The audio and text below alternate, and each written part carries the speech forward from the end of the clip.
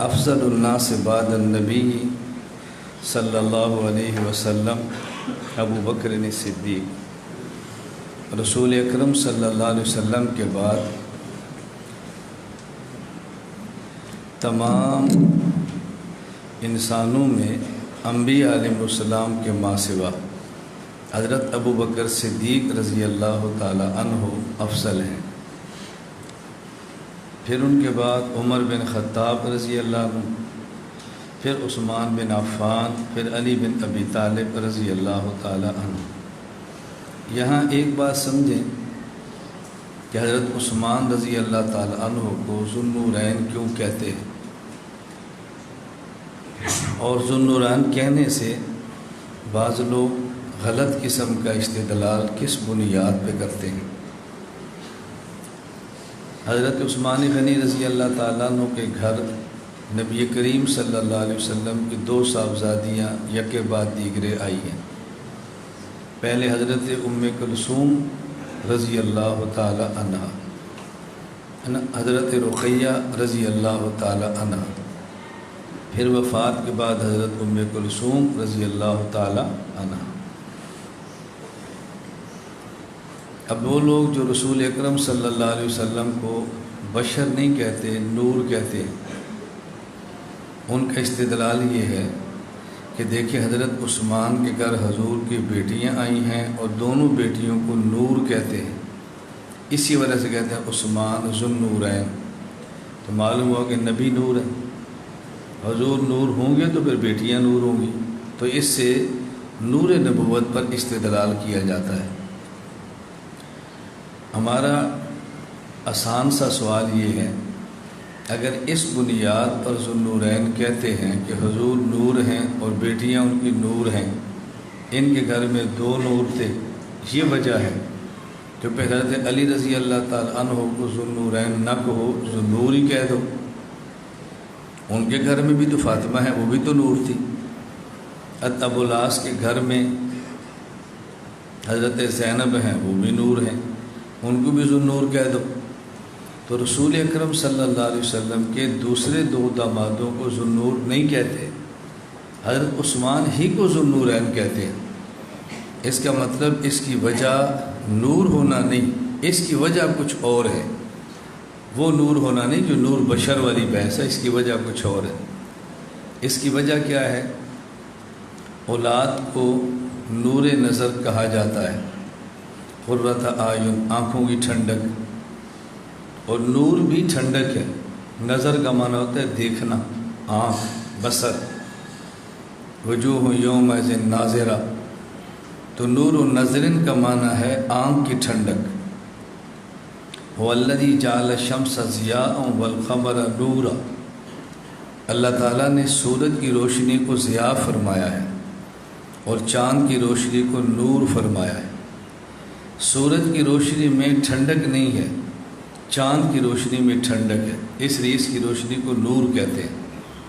تو نور و نظرن کا معنی ہے آنکھ کی ٹھنڈک۔ اولاد آنکھ کی ٹھنڈک ہوتی ہے۔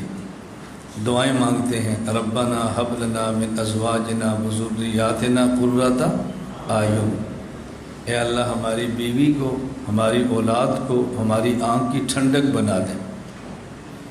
نبی کریم صلی اللہ علیہ وسلم نے بیوی کے 3 اوصاف بیان فرمائے، اس میں ایک صفت یہ بیان فرمائی، اذا رأیتہا سرتک، جب تم اس کو دیکھو تو تمہیں خوشی محسوس ہو۔ اسی خوشی اور راحت کو آنکھ کی ٹھنڈک کہتے ہیں۔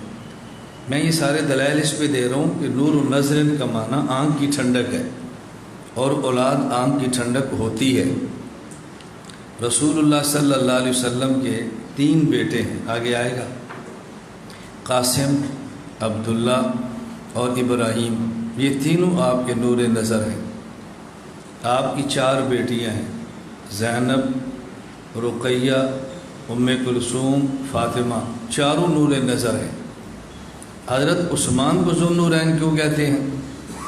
حضرت آدم سے لے کے حضرت رسول اللہ صلی اللہ علیہ وسلم تک جتنے بھی انبیاء علیہ السلام گزرے ہیں اور ان کے جتنے بھی داماد ہوئے ہیں، ان کی بیٹیاں جس کے بھی نکاح میں گئی ہیں، واحد عثمان غنی ہیں کہ جن کے نکاح میں ایک نبی کی 2 بیٹیاں آئی ہیں۔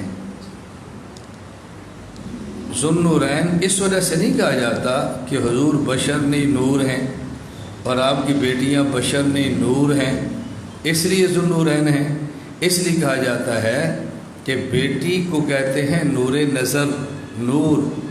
پیغمبر ایسا شخص کہ جس کے نکاح میں نبی کی 2 بیٹیاں، نبی کے 2 نور نظر آئی ہوں، یہ واحد عثمان غنی ہے۔ اس خصوصیت کی وجہ سے حضرت عثمان غنی کو کہتے ہیں ذوالنورین۔ یہ سمجھ آ گئی بات؟ یہ جو میں کہہ رہا ہوں آپ کتابیں تلاش کرو، پھر کہیں ملے تو ہمیں فون کرو، اور نہ ملے تو پھر کتاب کا حوالہ دو۔ حوالہ یاد آ گیا کیا؟ فتویٰ متکلم اسلام، افادات متکلم اسلام، 2 حوالہ۔ پھر اس ہماری بات کو کوئی بندہ رد کرے کہ نہیں جی بات غلط کی ہے، رد کرو۔ یہ نہیں ہے کہ یہ بات پہلے نہیں تھی اور اس نے لکھ دی، یہ کیا ہوا؟ عثمان ذوالنورین تو ہے نا، اب ذوالنورین ہونے کی وجہ کیا؟ یہ پوری بات سمجھاؤ۔ جب آپ یہ پوری بات سمجھا لو گے، ایک جمعے کا بیان کر لو گے، آپ کی مسجد کا علمی ماحول بنے گا اور لوگ دلائل کے ساتھ قائل ہوں گے کہ نہیں، عثمان ذوالنورین اس وجہ سے نہیں ہے کہ نبی نور ہے بشر نہیں ہے، بیٹیاں نور ہے بشر نہیں ہیں۔ حضرت عثمان کی بیوی تو بشر ہے، تبھی تو نکاح ہوا ہے۔ نکاح ہوتا ہی بشر کا ہے، نور کا تو نکاح ہوتا ہی نہیں۔ اولاد تو بشر سے چلتی ہے، نور سے چلتی ہی نہیں ہے۔ پھر ذوالنورین کیوں کہا؟ اس لیے کہ ایک نبی کے 2 نور نظر، یہ واحد شخص ہے جس کے نکاح میں آئے ہیں، اس خصوصیت کی وجہ سے نہیں کہتے ذوالنورین۔ دیکھو نا جس طرح صحابہ کرام تو سارے صدیق ہیں، قرآن کریم سے ثابت ہے من النبیین والصدیقین، سارے صحابہ صدیق ہیں۔ پھر حضرت ابو بکر ہی کو صدیق کیوں کہتے ہیں؟ کیوں؟ اس کی کئی وجہ ہیں۔ ایک وجہ والذی جاء بالصدق ای محمد وصدق بہ ای ابو بکر، یہ پہلا شخص ہے جس نے حضور کی تصدیق کی ہے، اس خصوصیت کی بنیاد پر کہتے ہیں ابو بکر صدیق ہے۔ باقی صدیق ہے لیکن بعد میں ہے، یہ پہلا ہے، اس لیے کہتے ہیں۔ میں نے ایک وجہ بیان کی ہے، ابو بکر ہی کو صدیق کہنے کی وجہ تو اور بھی ہے نا۔ بہت سارے صحابہ کرام نے تصدیق کی ہے لیکن کچھ دیکھ کے کی ہے، ابو بکر نے تصدیق بن دیکھے کی ہے، اس لیے کہتے ہیں یہ صدیق ہے۔ بقیہ نے دلیل دیکھ کے کی ہے اور ابو بکر نے بغیر دلیل کے تصدیق کی ہے، اس لیے کہتے ہیں صدیق ہے۔ اس پر بھی سوال ہے کہ ابو بکر نے بغیر دیکھے نہیں کی، دلیل دیکھ کر کی ہے۔ اگر یہ کوئی سوال کر لے تو تم نے پھر پھنس جانا ہے۔ آپ آج تک یہی سن رہے ہیں نا کہ ابو بکر نے بغیر معجزہ دیکھے تصدیق کی، آج تک یہی سنا ہے نا آپ نے۔ تو صدیق کے ایمان لانے کا واقعہ تو بیان کرو، کیسے ایمان لائے تھے؟ رسول اللہ صلی اللہ علیہ وسلم شام میں گئے، آپ نے خواب دیکھی، عیسائی راہب سے تذکرہ کیا، اس نے آپ کی خواب کی تعبیر بتائی۔ اس نے کہا ابو بکر صدیق رضی اللہ عنہ نے خواب دیکھی شام میں اور عیسائی راہب سے تعبیر پوچھی۔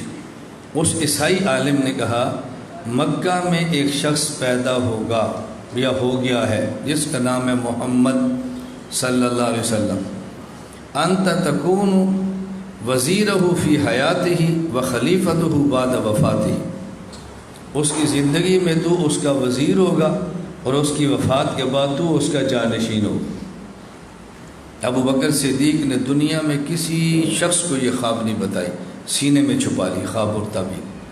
مکہ آئے تو حضور نے اعلان نبوت فرما دیا تھا، جب اعلان نبوت فرمایا تب صدیق وہاں موجود نہیں تھے، واپس تشریف لائے تو اعلان نبوت فرما دیا تھا۔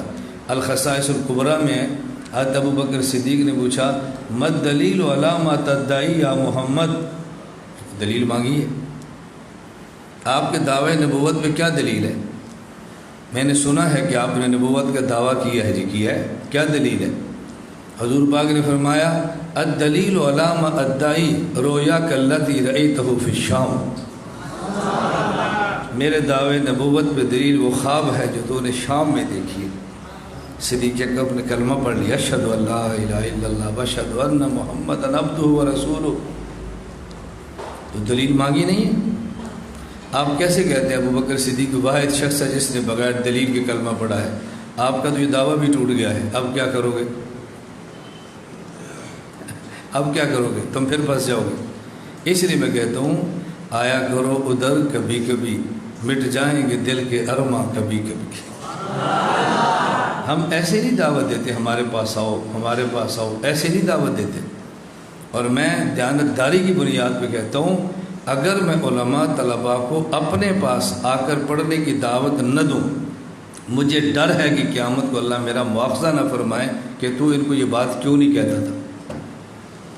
کچھ باتیں ہم نے تیرے اوپر کھول دی ہیں، تجھے باتیں سمجھا دی ہیں، اکابر کی تعبیرات تجھے آ رہی ہیں، تو کیوں چھپا کر بیٹھے؟ کیوں نہیں سمجھاتا ہے؟ میں نے اپنے اساتذہ سے کہا مرکز میں نے کہا مجھے اب حضرت نوتوی کی بات سمجھ آتی، میں نے آپ سے کہا نا بعض باتیں بہت دیر بعد سمجھ آتی، ہم نے بہت عرصہ پہلے سنا اب سمجھ آتی۔ حضرت نوتوی فرماتے اگر قاسم پر علم کے 2 لفظوں کا الزام نہ ہوتا تو دنیا جانتی ہی نہ قاسم نام کا کوئی بندہ پیدا بھی ہوا تھا۔ فرمایا میری مجبوری ہے، میں نے بتانا ہے، بس بتانا ہے، تو پھر اس لیے قاسم کا نام بھی آتا ہے۔ وہ ہماری مجبوری ہے، کہنا پڑتا ہے، ہمیں کہنا پڑتا ہے بھئی آپ آؤ۔ میری یہی باتیں ہیں جس سے بعض علماء ناراض ہو جاتے ہیں کہ تم اپنی تعریف کرتے ہو، اپنے تذکرے کرتے ہو۔ میں نے کہا بھی تعریف تذکرے نہیں کرتا، ہر دکاندار بتاتا ہے کہ یہ مال میرے پاس ہے اور دکان پہ نہیں ہے۔ میں ہنسا نہیں رہا بیٹا، تمہیں بات سمجھا رہا ہوں۔ ہر مدرسے والا اپنے مدرسے کی خصوصیات بتاتا ہے کہ جو ہمارا نظم ہے اور نہیں ہے، کوئی رعا نہیں۔ ہر جماعت اپنی کارگزاری بتاتی ہے، کوئی رعا نہیں۔ ایک میں ہی دنیا میں شخص ہوں کہ کارگزاری بتا دو تو ریاکار ہوں، میں یہ کہہ دوں کہ یوں تمہیں کوئی نہیں سمجھائے گا تو ریاکار ہوں، نہ تمہیں مارتا ہوں نہ ناراض ہوتا ہوں، آپ آزما لو۔ ہمارا شاگرد 10 سال ہمیں گالیاں دیتا رہے، 10 سال کے بعد ایک کر کے نا استاد جی آ گیا ہوں، میں نے کہا اس کو بٹھا لو بھائی، آ گیا ہے، چھوڑو 10 سال درمیان سے نکال دو، بس آ گیا ہے۔ ہم تو یوں پیار کرتے ہیں، اس لیے ہم کہتے ہیں بھی ان باتوں کو سمجھو۔ اب بات سمجھنا، حضرت سیدنا صدیق اکبر دلیل دیکھ کر ایمان لائے ہیں، اور جو ہمارے اکابر فرماتے ہیں دلیل مانگے بغیر لائے ہیں وہ بھی ٹھیک فرماتے ہیں۔ دیکھو نا کس طرح ہم اکابر کا دفاع کرتے ہیں۔ اس جگہ پر کوئی اور ہوتا، وہ بھی تو انسان تھے، ان سے غلطی نہیں ہو سکتی۔ یہ تو ادب کے لفظ ہیں، اور جو دوسرا طبقہ یخ ماری ہے فلاں بزرگ نے، پتہ ہی نہیں تھا اس حدیث کا، یہ بے ادب کا لہجہ ہے۔ ہمارا ادب اور بے ادب دونوں کا نہیں، ہم کہتے ہیں جو ہمارے اکابر نے لکھا ہے کہ سیدنا صدیق اکبر وہ شخص ہیں جس نے حضور سے دلیل کا مطالبہ کیے بغیر کلمہ پڑھا ہے، وہ ٹھیک فرماتے ہیں۔ باقی جو اعتراض آ گیا کہ انہیں تو دلیل مانگی تھی، اب ہم اس کا جواب تلاش کریں گے، اپنے اکابر کو دلیل کی بنیاد پہ چھوڑیں گے نہیں، اس دلیل کا جواب تلاش کریں گے۔ مجھے نہیں آتا کسی اور سے پوچھوں گا، نہیں آتا کسی اور سے پوچھوں گا، نہیں آتا کسی اور، پوچھتا رہوں گا لیکن اکابر کے خلاف بولوں گا نہیں۔ میں سمجھوں گا ان کا علم تھا جو بات فرمائی، یہ جو بات ہے نا اس دلیل کا جواب کیا ہے یہ مجھے نہیں آ رہا، لیکن ہوگا ضرور۔ جلد بازی نہ کرو اپنے اکابر کے خلاف بولنے۔ ہمارے ہاں دورہ تحقیق المسائل چل رہا ہے، ایک طالب علم مغرب کی نماز کے بعد تلاوت کرتا ہے، اس کی تلاوت پسند آتی ہے تو اس مسجد کا ایک مقتدی کہتا ہے بھائی آپ نے کس قاری صاحب سے قرآن پڑھا ہے؟ سمجھ آ گئی؟ ایک آدمی قرآن کی تلاوت کرتا ہے مجھ جیسا، جس کی سر شر نہیں ہے، لہجہ لہن نہیں ہے، تلاوت کرتا ہے، اور اس کی تلاوت پسند نہیں آتی۔ قرآن پسند آ رہا ہے، لہجہ پسند نہیں آ رہا، اس لہجے سے لوگ پریشان ہو رہے ہیں۔ تلاوت ختم کرتا ہے تو بندہ پوچھتا ہے تو نے کس قاری سے پڑھا ہے؟ سمجھ آ گئی بات؟ وہ جو پہلے سے کہا تھا کس قاری صاحب سے پڑھا ہے، وہ سوال محبت کا تھا۔ یہ جو دوسرا سوال تھا کس استاد سے پڑھا ہے، یہ سوال عداوت کا تھا، نفرت کا تھا، ناپسندیدگی کا تھا۔ یہ جو ہم کہتے ہیں نا حضرت ابو بکر صدیق نے حضور سے دلیل نہیں مانگی، اس کا معنی ہے مخالفت کی دلیل نہیں مانگی، میں تجھے نبی نہیں مانتا، نبی ہے تو دلیل پیش کر۔ صدیق نے یہ نہیں مانگی۔ صدیق کا جو سوال تھا وہ محبت کا تھا، حضور آپ نے اعلان نبوت فرمایا ہے، ہمیں کوئی شک تو نہیں ہے، آپ ہمیشہ سچ بولتے ہیں، ویسے اس پر کوئی دلیل بھی ہے؟ فرمایا ہے۔ تو جو کہتے ہیں نا دلیل نہیں مانگی، اس کا معنی تھا عناد اور مخالفت کی بنیاد پہ نہیں مانگی جیسے دوسرے مانگتے تھے، اور جو کہتے ہیں نا دلیل مانگی ہے، اس کا معنی تھا محبت اور عقیدت پہ مانگی ہے۔ میں نے یہ جواب پیش کیا، میں مثال دے رہا ہوں، جواب پیش، چٹ آتی ہے، اس کا حوالہ دو، یہ ہمارا مخالف ہے، حوالہ دو، کہاں لکھا ہے؟ اور ایک طالب علم میرا عقیدت مند ہے، مرید ہے، مجھ سے پیار ہے، استاد جی اس کا حوالہ مل سکتا ہے؟ دونوں میں کتنا فرق ہے؟ وہ جو دوسرا ہے نا استاد جی حوالہ مل سکتا ہے، اس کو حوالہ نہ ملے پھر بھی مانگے گا، لیکن لیطمئن قلبی، استاد جی کسی اور نے بھی لکھا ہے۔ اب لیطمئن قلبی ابراہیم بھی اللہ سے کہہ رہے ہیں کیف تحیی الموتیٰ، یہ مکے والے بھی کہتے تھے کیف تحیی الموتیٰ، لیکن جب ابو جہل اینڈ کمپنی کہتی کیف تحیی الموتیٰ تو مطلب اور تھا، جب حضرت ابراہیم نے کہا کیف تحیی الموتیٰ تو اب مطلب اور ہے۔ بات سمجھ آ رہی؟ تو یہ معنی تھا کہ دلیل نہیں مانگی۔ مکے والوں کو بھی اشکال تھا، اللہ کیسے زندہ کرے گا بھائی، یا رمیم کیسے زندہ کرے گا؟ ابراہیم نے صاحب پوچھا کیسے زندہ کرے گا؟ فرق ہے نا؟ میری بات سمجھ آ رہی ہے آپ کو؟ یہ بہت پرانی بات ہے، اس بات کو میرا خیال ہے کوئی تقریباً 12 سال گزر گئے ہیں۔ مجھے ثوابی سے چند ہمارے حضرات نے فون کیا، مولانا صاحب یہاں مناظرہ طے ہوا ہے، ہماری الجھن یہ ہے کہ مناظرہ وہ کہتے ہیں پشتوں میں کرو، ہمارے پاس پشتوں میں مناظر نہیں ہے، یہ میں 13-14 سال پرانی بات کہہ رہا ہوں۔ تو مناظرہ طے ہوا ہے، میں نے کہا فکر نہ کریں، اب طے ہو گیا ہے، ہم انشاءاللہ انتظام کر لیں گے، میں ساتھی بھجواتا ہوں۔ کہا جی جو آپ بھجواتے ہیں وہ تو ہوں گے اردو والے، اور ان کا تقاضا کہ مطالبہ مناظرہ پشتوں میں ہوگا، ہمارے مناظر ہیں اردو میں اور ان کا تقاضا پشتوں کا ہے۔ اردو والے کو پشتوں نہیں آتی، پشتوں والے اردو میں مناظرہ نہیں کرتے۔ میں نے کہا میں آ رہا ہوں، میں شرط کو توڑ دوں گا، میں شرط توڑ دوں گا، میں آ رہا ہوں۔ اب وہ 4-5 بیٹھے ہوئے تھے، انہوں نے کہا استاد جی کیسے توڑیں گے؟ میں نے کہا مجھ پر اعتماد نہیں ہے۔ کہا جی اعتماد ہے۔ میں نے کہا پھر؟ کہتے لیا تمہیں قلبی ہمیں آپ پر اعتماد تو ہے، آپ نے اس الجھن سے ہمیں نکال دینا ہے، لیکن پھر بھی بتائیں تو صحیح نا۔ میں نے کہا وہاں کر بتاؤں گا، فکر نہ کرو۔ نہیں استاد جی ساتھیوں کی بڑی خواہش ہے۔ میں نے کہا میں کہہ نا میں آ رہا ہوں، بات ختم ہو گئی، باقی بات نہیں۔ استاد پھر فون آن کیا، وہ اسپیکر کھولا ہوا ہے۔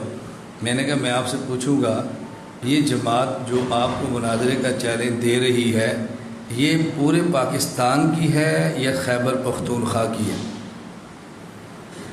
وہ کہیں گے یہ جماعت پاکستان کی ہے، تو میں کہوں گا پاکستان کی زبان پشتو ہے یا اردو ہے؟ کہیں گے اردو ہے۔ تو میں نے کہا جب قومی جماعت ہے تو قومی زبان میں مناظرہ کرو۔ اگر وہ کہیں گے نہیں صوبائی ہے تو پھر میں پوچھوں گا جماعت صوبائی ہے تو تمہارا ناظم اعلیٰ پنجاب کا کیوں ہے؟ جواب دو۔ کہتے ہیں استاد جی بس ٹھیک، ہمیں سمجھ آ گئی۔ میں نے کہا میں آ رہا ہوں۔ دوسرے دن فون آ گیا جی وہ پولیس نے پابندی لگا دی۔ میں نے کہا چلو جان چھوٹی۔ اس کے بعد یہ جتنا خیبر پختونخوا میں آج ماحول بنا ہے نا ہمارے ساتھیوں کا، میں اللہ کا لاکھ لاکھ شکر ادا کرتا ہوں، کم ہے۔ مجھے میرے لوگ گالیاں بھی دیں گے لیکن یہ بات تسلیم کریں گے کہ ہم جو پاؤں پہ کھڑے ہیں اس کی وجہ یہ بندہ ہے۔ مجھے گالیاں بھی دیں گے، مجھے برا بھی کہیں گے، میرے پاس نہیں آئیں گے، لیکن یہ تسلیم کریں گے کہ کھڑا اس نے کیا۔ مجھے اس سے غرض نہیں کہ آپ مجھے تسلیم کریں، مجھے اس سے غرض ہے کہ آپ میرا عقیدہ تسلیم کریں۔ میں کوئی نبی تھوڑا ہوں کہ میں اپنا وجود بنواؤں، میں تو فاسق ہوں، 15ویں صدی کا آدمی ہوں، غیر معصوم ہوں، مجھ سے تو گناہ ہوں گے۔ میرا یہاں کراچی جلسہ تھا، یہ 2 سال پرانی بات ہے، تو ایک چٹ آ گئی، حضرت آپ کے ورنہ کچھ اشکالات ہیں، آپ نے فلاں گناہ کیا، فلاں گناہ کیا۔ میں نے کہا جو آپ نے لکھے ہیں میں نے یہ بھی کیے ہیں، جو نہیں لکھے وہ بھی کیے، توبہ کرتا ہوں آئندہ نہیں کروں گا۔ یہ کوئی جواب ہے؟ میں نے کہا پھر میں کیا جواب دوں؟ بھائی میں نے توبہ کر لی، مجھے بھی جنت میں جانا ہے کہ نہیں؟ مجھے بھی لے جاؤ، میرے لیے توبہ کے دروازے کھولو۔ دیکھو جتنا کچھ لکھا ہوا ہے کفر تو نہیں لکھا نا، گناہوں کے الزام ہے نا، میں مان لیتا ہوں اور تمہیں گواہ بناتا ہوں کہ میں نے توبہ کی، آئندہ نہیں کروں گا، قیامت کو میرے گواہ رہنا کہ اللہ ہماری موجودگی میں اس نے توبہ کی تھی، اب اس کو کچھ نہ کہنا۔ میں نے کہا اور کیا چاہتے ہو تم؟ بھائی یہ ہماری لڑائی نہیں ہے، بات ختم ہو گئی۔ مجھے تعجب ان علماء پر ہوتا ہے جو غیر نبی کو معصوم نہیں مانتے اور پھر اس کی کوتاہی دے کر اس کو مسترد کر دیتے۔ اللہ کی قسم مجھے تعجب ہوتا ہے، یہ میرا درد ہے، تم سمجھ جاؤ، چند ایک طلبہ تم سمجھو اس درد کو، اور میں سمجھوں گا چلو کوئی جماعت کھڑی ہو گئی ہے جس کو اصل مسئلہ سمجھ آ گیا۔ مجھے ایک وقت مولانا صاحب نے کہا وہ جی فلاں عالم آپ کے ساتھ تھا، وہ آپ کو کیوں چھوڑ گیا ہے؟ میں نے کہا اس کی غلط فہمی تھی، وہ دور ہو گئی پھر چھوڑ گیا ہے۔ کیا غلط فہمی تھی؟ میں نے کہا وہ آیا تھا کہ مولانا گمر صاحب نبی ہیں، پھر اس کو پتہ چلا کہ نبی نہیں ہے، وہ چھوڑ کے چلا گیا۔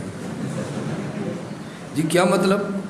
میں نے کہا کیوں چھوڑا ہے؟ پوچھو نہ اسے کیوں چھوڑا ہے، ایجنسیوں کا ہے کیوں چھوڑا ہے، پیسے کھاتا ہے کیوں چھوڑا ہے، لڑکیوں چھیڑتا ہے، گناہ بیان کر رہا ہے نا۔ اس کا کیا خیال تھا؟ یہ کوئی گناہ نہیں کرتا، نبی ہے۔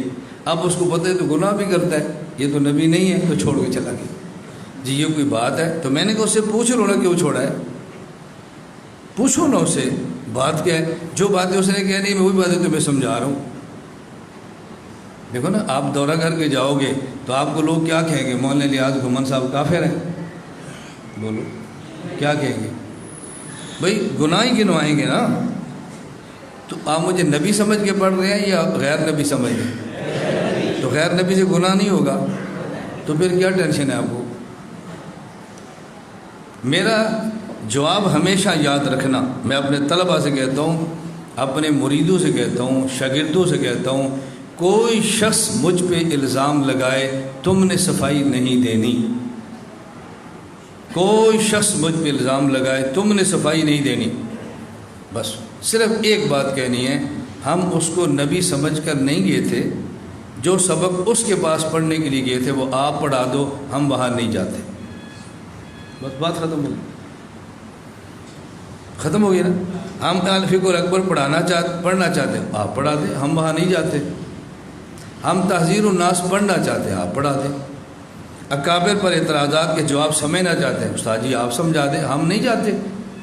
ہم تھوڑا اس کو نیک سمجھ کر گئے ہیں، ہم تو یہ سمجھ کر گئے ہیں وہ یہ پڑھاتا ہے آپ پڑھا دیں، بات ختم ہو گئی نا۔ کیا ضرورت ہے صفائی دینے کی؟ بھائی مت صفائی دو۔ یہ تو میں طلبہ سے کہتا ہوں، میں اتنا خوش ہوں، میں اتنا خوش ہوں، میں اتنا خوش ہوں، اتنا خوش ہوں، اتنا خوش ہوں کہ میں آپ کو بتا نہیں سکتا۔ میں سویا ہوتا ہوں اور ہمارا نامہ اعمال کھلا ہوتا ہے، اس نامہ اعمال میں گناہ کوئی نہیں جا رہا ہوتا، چونکہ سوتا بندہ تو گناہ نہیں کرتا نا، اس نامہ اعمال میں دوسروں کی غیبتیں ہماری نیکیاں بن کے جا رہی ہوتی ہیں۔ بتاؤ کیا مزے ہیں۔ اتنی اچھی زندگی کسی کی ہو سکتی ہے کہ جب سو جائے تو اس کے نامہ اعمال میں نیکیاں لکھی جائیں؟ سبحان اللہ، کیسی پیاری زندگی ہے۔ اس پر مجھے نہیں رونا آتا، اس پر مجھے خوشیاں ہوتی ہیں۔ اس کا معنی بعض مقامات اللہ نے جنت میں کسی کے لیے رکھے ہوتے ہیں، وہ ان اپنے اعمال سے نہیں جا سکتا، اللہ اس کو دوسروں کے اعمال سے بھجوا دیتے ہیں۔ چلو مولانا جاؤ، میں نے کہا وہاں پھر تم صفائی۔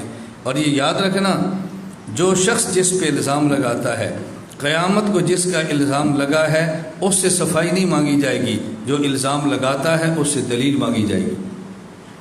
میں ان تمام حضرات سے کہتا ہوں اپنے پاس دلائل تیار کرو۔ ہم نے فائلیں بنائی ہیں نا، تم بھی فائلیں بناؤ، تاکہ کل قیامت کو پوچھے الزام کیوں لگایا تھا، پھر کہنا بھی فلانی فائل لاؤ ذرا، شاگرد سے کہنا پتر ذرا فلانی فائل لیا، وہ ایجنسی والی فائل کھول، وہ کڑیاں والی فائل کھول، وہ چندے والی فائل کھول، بھائی اللہ بھی جواب دینا ہے، پھر نکالنا فائل ہے، پھر تمہیں سمجھ آئے گی الزام لگانا کتنا مشکل ہے۔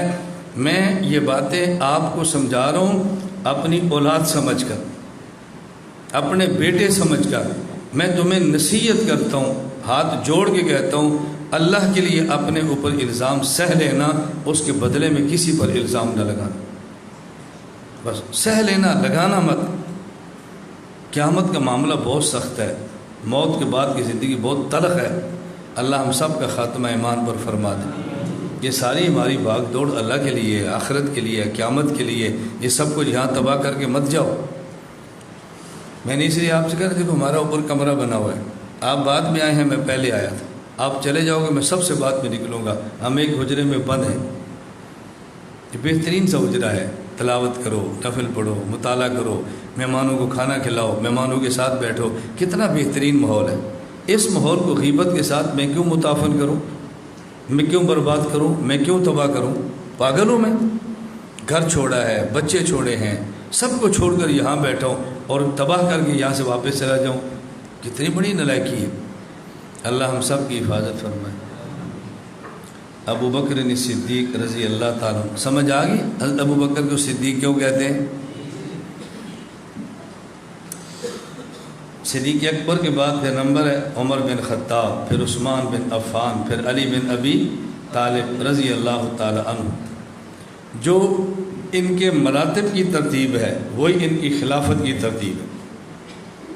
پہلا خلیفہ حضرت ابو بکر صدیق، دوسرا عمر، تیسرا عثمان، چوتھے علی۔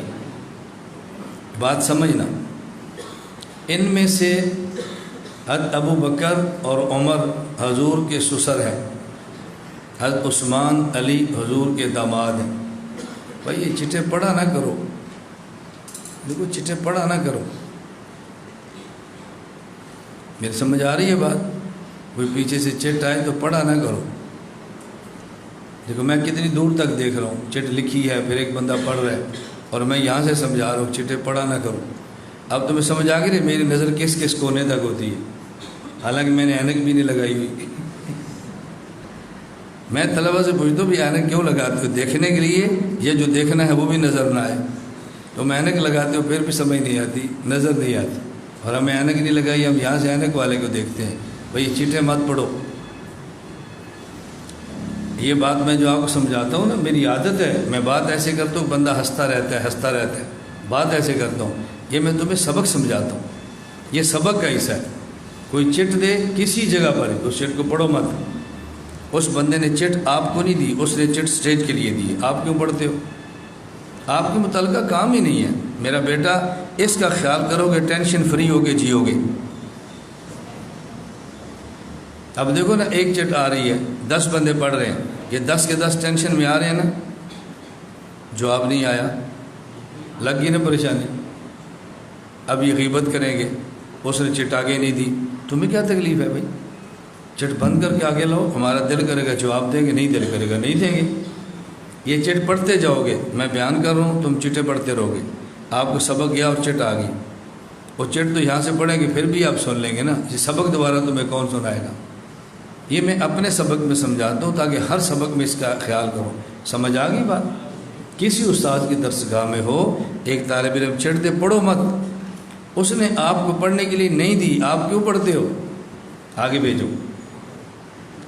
یہ بات طلباء کو چسکا ہوتا ہے، دوسرے کا موبائل دیکھتے ہیں، میسج پڑھیں گے، کوئی تصویر آئی تو وہ دیکھیں گے کس کی ہے۔ کیوں اپنی زندگی تلخ کرتے ہو؟ کیوں اپنی آخرت تباہ کرتے ہو؟ گھر میں شوہر بیوی کا موبائل چیک کرتا ہے، بیوی شوہر کے موبائل کو چیک کرتی ہے، میسج کس کا ہے، یہ فساد کی جڑ ہے۔ میرا زندگی بھر کا ریکارڈ ہے، آج تک میں نے اپنی بیوی کا کبھی موبائل نہیں چیک کیا، کبھی، سوال ہی پیدا نہیں ہوتا۔ اعتماد ہے تو رکھیں گے، نہیں اعتماد تو فارغ کر دیں گے، چیک کرنے کی ضرورت ہے؟ نہیں اعتماد تو فارغ کر دو اور نکاح کر لو، اعتماد ہے پھر چیک کرنا چھوڑو، گھر کی زندگی تلخ مت کرو۔ میری بات سمجھ آ رہی؟ میں اپنی بیٹیوں کو موبائل لے کر نہیں دیتا، نکاح ہو گیا، شوہر کا دل کرے لے کر دے، نہیں دل کرتا نہ دے۔ میں اپنی بیٹی کو نکاح کے بعد ہر چیز دیتا ہوں، نکاح کے بعد بھی موبائل نہیں دیتا، یہ شوہر اور بیوی کا معاملہ ہے، اس کا دل کرتا ہے دے، نہیں دل کرتا نہ دے، ہمارا اس موبائل سے کیا تعلق ہے؟ یہ کچھ زندگی کے ضابطے ہوتے ہیں، اس سے گھر کے ماحول خراب نہیں ہوتے۔ اور تمہاری چٹ سے بات آئی، میں اب اس چٹ پہ لگا رہوں گا، پھر 12:30 بج جانے۔ میں نے آپ سے کہا رہا اللہ کا شکر ہے، میں کسی بھی عنوان پہ شروع ہوتا ہوں، مالہ و مالیہ، میں پورا چھیڑتا ہوں، چھیڑتے پوری گفتگو ہوتی ہے اور ایک مضمون مکمل ہوتا ہے۔ میرے سامنے آپ یہ 200-400 لڑکے نہیں ہیں، میرے سامنے پورا عالم ہے جو لائیو اس کو سنتے ہیں۔ پھر اس کے بعد جب اپلوڈ ہوگا کروڑوں بندے اس کو دیکھیں گے، ان سب کی تربیت ہوتی ہے، پھر مجھے میسج کرتے ہیں، پھر فائدہ لکھتے ہیں، خواتین رابطے کرتی ہیں، مرد رابطے کرتے ہیں، ہمیں یہ فائدہ ہوا، یہ فائدہ ہوا، یہ فائدہ ہوا، یہ فائدہ ہوا۔ عالم کی شان یہ ہے پورے عالم کو سامنے رکھ کے گفتگو کرے، جیسی اس کی نیت ہوگی اللہ ایسے اثرات مرتب فرمائیں گے۔ میری نیت اس مسجد سے باہر کی ہے ہی نہیں، تو میرا فیض باہر کیسے جانا ہے؟ جب میری نیت پورے عالم کی ہے اللہ پورے عالم میں فیض بلا دے گا۔ ہم نے جب مرکز میں سرگودا، ہمارے ادارے کا نام ہے مرکز اہل سنت والجماعت، تو ہم نے مرکز میں کام شروع کیا۔ کمرہ بھی نہیں ہے، دیوار بھی نہیں ہے، کتابیں بھی نہیں ہیں، پیسے بھی نہیں ہیں، موٹر سائیکل کیا سائیکل بھی نہیں ہے۔ ہم نے کام شروع کیا تو میں نے کہا دنیا کا نقشہ بناؤ، دنیا کا نقشہ۔ میں چونکہ لمبی جیل کاٹ کر آیا تھا تو ہمارے ساتھی بھی سمجھتے بھی وہ جیل کے اس کا دماغ تھوڑا سا نا ہلا ہوا ہے۔ میں کہتا نقشہ بناؤ، بھائی ساتھ والے گاؤں والے بات نہیں سنتے، پوری دنیا کے نقشے بنا رہے ہیں۔ میں نے کہا نقشہ بناؤ، میں جو بات کہتا ہوں وہ کرو، نقشہ بناؤ۔ میں مشورہ نہیں مانگ رہا نقشہ بنانا چاہیے کہ نہیں، میں کہہ رہا ہوں نقشہ بناؤ، کس کس ملک میں کیسے کام ہو سکتا ہے، ترتیب بناؤ۔ اور سب کو تعجب ہوتا تھا، میں نے کہا تعجب ہوتا پھر میں دلیل پیش کر دیتا ہوں۔ ابراہیم علیہ السلام کو اللہ نے فرمایا پہاڑ پہ چڑھو، اذن فی الناس، اذن للناس فی الحج یاتوک رجالا وعلی کل ضامر یاتین من کل فج عمیق۔ ابراہیم پہاڑ کے چڑھ پہ آواز لگاؤ، یہ آواز تمہارے ذمہ ہے، بندے یہاں لانا میرے ذمہ ہے۔ میں نے کہا اللہ قرآن میں کہتا ہے اتبع ملت ابراہیم حنیفہ، اس گاؤں میں بیٹھ کے عالم کا نقشہ بنا کے آواز لگاؤ، اس گاؤں میں خدا پورے جہان کے بندے پہنچائے گا، بناؤ نقشہ۔ یہ میں آج سے 20 سال پرانی باتیں کر رہا ہوں، جب مجھے نام تک کوئی نہیں جانتا تھا۔ میں نے کہا بناؤ نقشہ، آج پورے عالم کے لوگ آ رہے ہیں۔ دارالعلوم دیوبند کے علماء آئے، دیوبند سے دورہ حدیث کرنے کے بعد آپ یقین کرو جب جانے لگے تو میں نے کچھ علماء کو ویسے ہی بلایا کھانے پہ۔ ان علماء نے پوچھا یار تم وہاں سے پڑھنے کے بعد یہاں کیوں آئے ہو؟ انہوں نے کہا یہ مال وہاں ملتا تو ہم یہاں نہ آتے، تمہیں اس گاؤں کی قدر نہیں، ہم جانتے ہیں مولانا۔ تو ہم نے یوں آواز لگائی، میں اس لیے کہ تو بیٹا کام کرو، اپنے دیہاتوں میں جاؤ، گوٹھ میں جاؤ، گاؤں میں بیٹھو۔ کام کیسے نہیں ہوتا؟ کام کیسے نہیں ہوتا؟ نیت نظر غیروں پر ہے، نظریں کسی اور پر ہیں، بھیک مانگتے پھرتے ہیں کسی اور سے، ایسے کیسے دین کا کام ہوگا؟ اللہ تعالیٰ آپ کو قبول فرمائے اور آپ کی برکت سے مجھے بھی قبول فرمائے۔ ہم تو وسیلے کے قائل ہیں بھائی، نہیں قائل؟ ہم تو وسیلے کے قائل ہیں، جو نہیں قائل وہ فائل ہیں، قائل نہیں ہیں۔ تم نہیں سمجھتے، فائل ہیں وہ، قائل نہیں ہیں۔ ہم قائل بھی ہیں، فائل بھی ہیں، لما تقولون ما لا تفعلون سے ہم بچتے ہیں۔ حضرت ابوبکر صدیق حضرت عمر حضور کے سسر ہیں، یہ تم چٹ نہ پڑھتے تو ہمارے 15 منٹ نہ خرچ ہوتے۔ حضرت عثمان علی داماد ہیں، سسر باپ کی طرح ہے، داماد اولاد کی طرح ہے۔ صدیق عمر کا نمبر پہلے ہے، عثمان علی کا بعد میں ہے۔ پھر حضرت صدیق بڑے ہیں، عمر چھوٹے ہیں، ان کا نمبر 1 ہے، عمر کا 2 ہے۔ عثمان بڑے ہیں، علی چھوٹے ہیں، عثمان کا 3 ہے، علی کا 4 ہے۔ دیکھو کتنی آسان سی ترتیب ہے، الجھن تو ہے ہی نہیں۔ کوئی ہے الجھن؟ کوئی الجھن نہیں۔ اس لیے ہم کہتے ہیں اس ترتیب کو ذہن میں رکھو۔ اور عجیب بات یہ ہے، عجیب بات یہ تو ہم رشتے بتا رہے ہیں نا، رشتوں میں ترتیب یہی ہے۔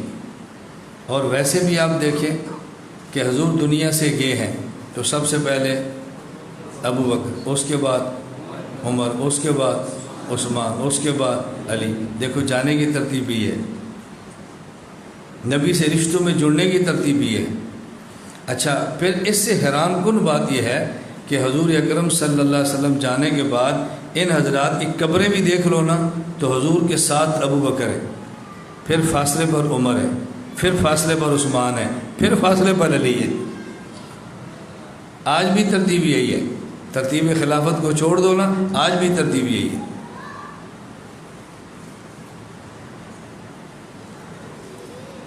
عابدین علی الحق و مع الحق، عابرین، یہ عابدین نہیں، عابرین علی الحق و مع الحق، یہ حق پر ہیں، حق کے ساتھ ہیں۔ نتولاہم جمیعا، ہم سب سے پیار کرتے ہیں۔ ولا نذکر احدا من اصحاب رسول اللہ صلی اللہ علیہ وسلم الا بخیر، اور ہم اصحاب پیغمبر میں سے کسی ایک کا تذکرہ بھی بغیر خیر کے نہیں کرتے۔ یہ صحابہ کرام کے بارے میں یہ بات ذہن نشین فرما لو کہ نبی معصوم ہے، صحابی محفوظ ہے، اور مجتہد معجور ہے۔ صحابی سے اگر گناہ ہو جائے تو اللہ تعالیٰ ان کے نامہ اعمال میں رہنے نہیں دیتے، اللہ ختم فرما دیتے۔ اس لیے ہمارا اہل السنت والجماعت احناف دیوبند کا عقیدہ ہے کہ کسی صحابی کو جہنم کا عذاب ایک لمحہ کے لیے بھی نہیں ہوگا، ایک لمحہ کے لیے بھی نہیں ہوگا کسی صحابی۔ چند ایک چیزیں سماعت فرما لیں۔ صحابہ کرام کے بارے میں ہمارا عقیدہ یہ ہے کہ عقائد اور اعمال دونوں میں معیار حق ہے۔ عقائد میں معیار حق کے دلیل فَإِنْ آمَنُوا بِمِثْلِ مَا آمَنْتُمْ بِهِ فَقَدِ اهْتَدَوْا، عقیدہ ان جیسا ہوگا تو اللہ قبول کرے گا۔ اعمال میں معیار ہیں، وَالسَّابِقُونَ الْأَوَّلُونَ مِنَ الْمُهَاجِرِينَ وَالْأَنصَارِ، یہ تو رضی اللہ عنہم ہیں، ان کے بعد کون ہوگا؟ وَالَّذِينَ اتَّبَعُوهُمْ بِإِحْسَانٍ، جو ان کے نقش قدم پر چلے گا وہ بھی رضی اللہ عنہم بن جائے گا۔ تو عقائد میں اور اعمال میں معیار صحابہ کرام ہیں رضی اللہ عنہم اجمعین۔ ایک سوال اچھی طرح سمجھ، سوال یہ ہے، قرآن کریم کہتا ہے فَإِنْ آمَنُوا بِمِثْلِ مَا آمَنْتُمْ بِهِ، اگر تمہارا ایمان صحابہ جیسا ہوا تو قبول کریں گے، صحابہ جیسا نہ ہوا تو تم گمراہ ہو جاؤ گے۔ سوال یہ ہے، کیا صحابہ جیسا ایمان ممکن ہے؟ جی، تو پھر اللہ نے اس کو معیار کیوں بنایا؟ اسے کہتے ہیں تعلیق بالمحال، اسے کہتے ہیں تکلیف ما لا یطاق، جو بندے کے بس میں ہی نہیں ہے تو پھر کیوں فرمایا کہ صحابہ جیسا ایمان؟ جب ہم یہ کہہ رہے ہیں کہ صحابہ جیسا ایمان ممکن ہی نہیں تو اللہ کیوں فرما رہے ہیں صحابہ جیسا ایمان ہوگا تو ہدایت ملے گی؟ جب ممکن ہی نہیں تو پھر اللہ نے کیوں فرمایا؟ سوال سمجھ آ گیا؟ بولو۔ یہ جو ٹیک لگا کے بیٹھے نا، ٹیک چھوڑو، دیوار کونے والے، اب ٹیک والے بھی ایک دوسرے کو دیکھتے ہیں، بھئی کیسے نے لگائی، چلو یہ پیچھے دیکھیں تو سمجھ آتی ہے۔ تم دائیں بائیں کس کو دیکھتے ہو؟ تمہارے تو دائیں بائیں ہے ہی کوئی نہیں۔ اچھی طرح بات سمجھو، بس اوقات بندہ بات سمجھ نہیں پاتا نا، پھر الجھنیں ہوتی ہیں۔ ایک مولانا صاحب نے بیان کیا، یہ دیکھو جو پل صراط ہے نا، یہ تلوار سے تیز ہے، بال سے باریک ہے، 500 سال چڑھنے میں لگیں گے، 500 سال گزرنے میں لگیں گے، 500 سال اترنے میں لگیں گے۔ نماز پڑھا کرو ورنہ پل صراط سے نہیں گزر سکتے، روزے رکھا کرو ورنہ پل صراط سے نہیں گزر سکتے، زکوٰۃ دیا کرو ورنہ پل صراط سے نہیں گزر سکتے۔ ایک آدمی کھڑا ہوا، اس نے کہا مولانا صاحب جو پل صراط آپ بتا رہے ہیں نا، اس پر تو نماز پڑھیں پھر بھی گزر سکتے۔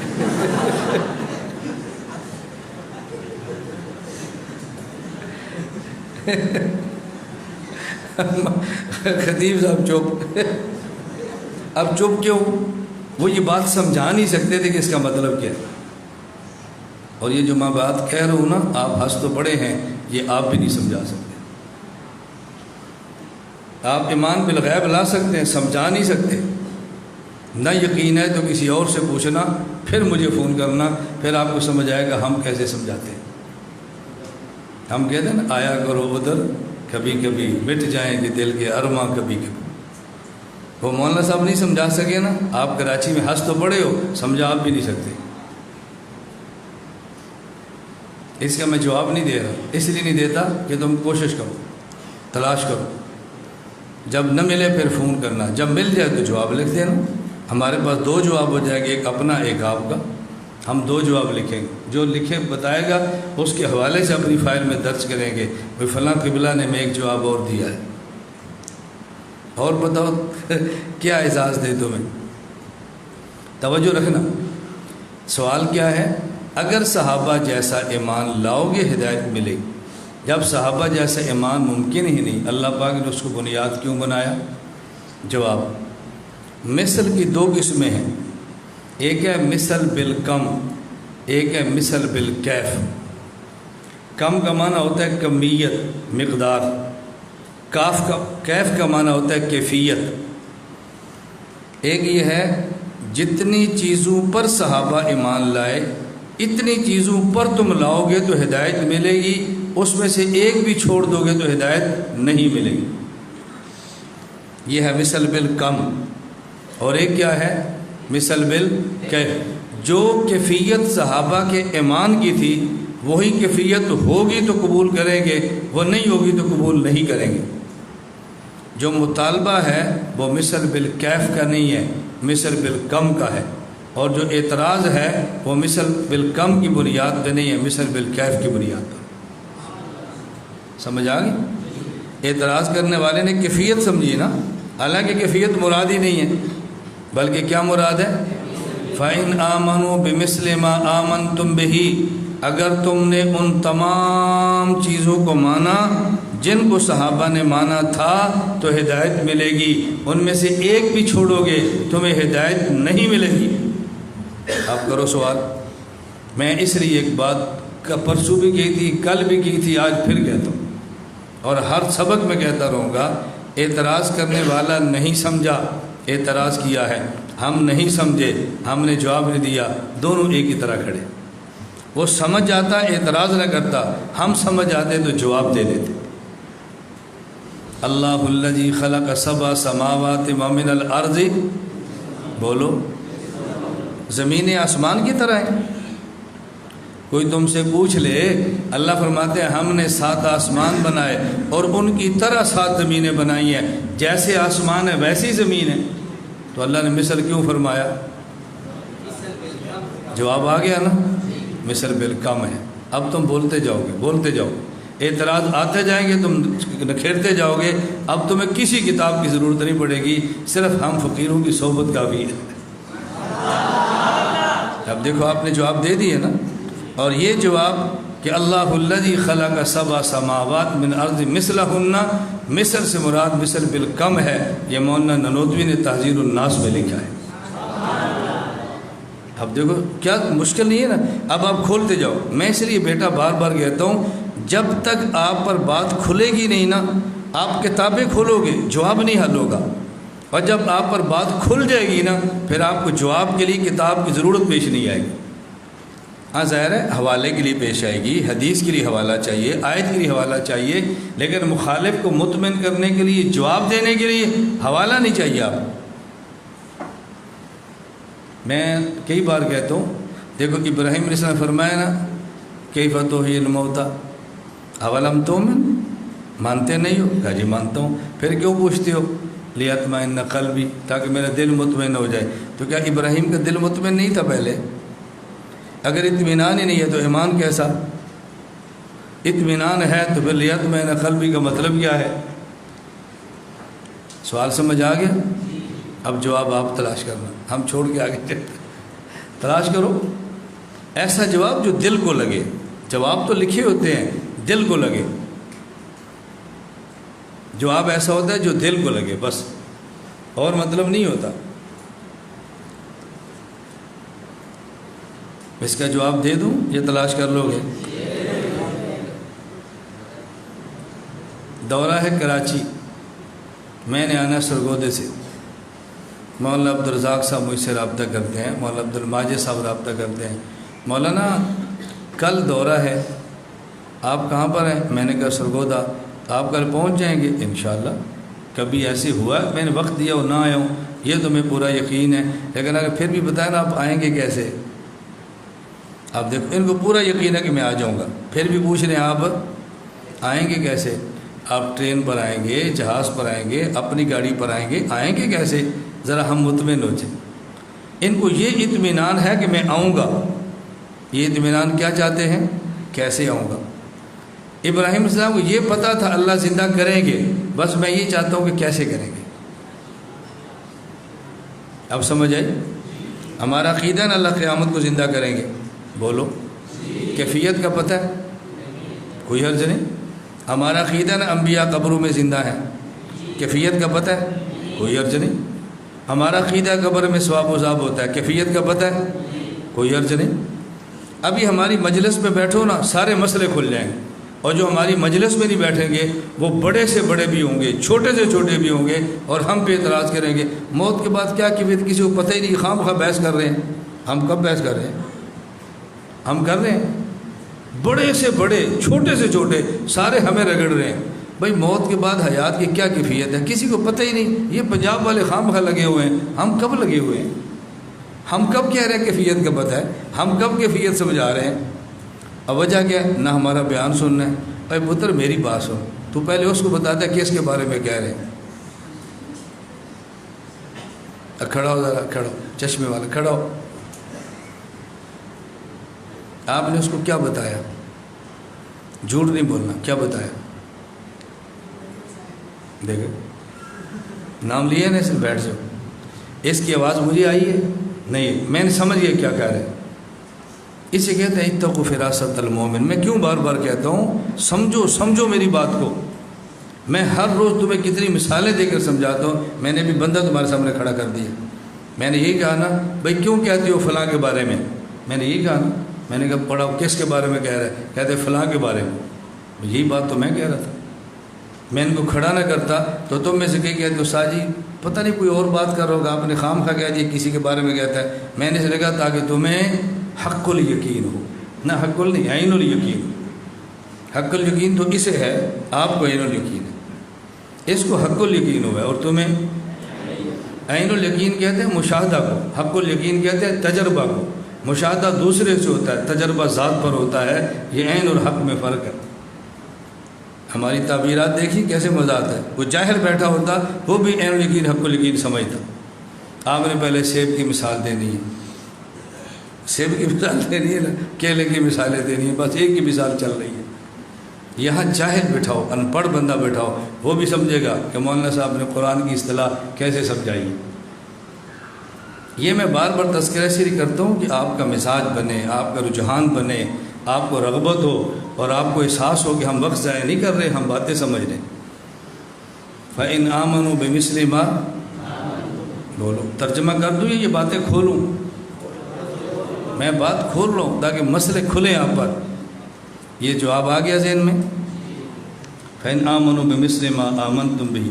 اور دوسرا سوال سمجھو. یہ تو ہم نے اعتراض کیا عقیدے کے معاملے پر. وہ دیکھو باہر بیٹھ کے باتیں کر رہے ہیں. اب تمہیں اندر بلا لوں. وہ سمجھتے ہو کہ ہمیں کون سے دیکھتے ہیں، ہم تو باہر بیٹھے. کتنی بار تمہیں سمجھایا بھائی ہماری نظر سب پر ہے. حضرت بتائیں، مان لو، اتنا کہنا کافی ہوتا ہے. مان لو آپ. تم نہ بھی مانو کہ میں نے سمجھاتے رہنا انشاءاللہ ثم انشاءاللہ. بچے ہیں نا، بچوں کی غلطیوں سے دل چھوٹا نہیں کرتے. پھر سمجھاؤ، پھر سمجھاؤ، پھر سمجھاؤ. انشاءاللہ ثم انشاءاللہ اس 250 300 میں سے 2.5 نکل آئیں گے. کہ یہ 2.5 ہوتے ہیں نا، بعض پورے نہیں ہوتے، ادھورے ہوتے کام کے ہیں. ہو سکتا ہے 2.5 نکل آئیں، ہو سکتا ہے 3 نکل آئیں. کہ میں اپنے مدرسے میں، مرکز میں اساتذہ طلبہ سے کہتا ہوں بیٹا بسا اوقات 1000 کو کھانا کھلاتے ہیں، اس میں سے ایک نے نکلنا ہوتا ہے. اس ایک کی وجہ سے 1000 کو پالتے ہیں. جب اتنا بڑا دل ہونا کہ ایک نکلے گا، پھر 1000 کو پالنے کا مزہ آتا ہے. یہ اس کے لیے ہوتا ہے جس نے کوئی تحریک چلانی ہو، کوئی دنیا میں کام کرنا ہو، افراد پیدا کرنے ہو. اب آپ نے کہنا پیدا تو اللہ کرتا ہے، آپ کیسے پیدا کرو گے؟ افراد پیدا کرنے ہوں. اب پھر شرک کا فتویٰ آ جانا ہے.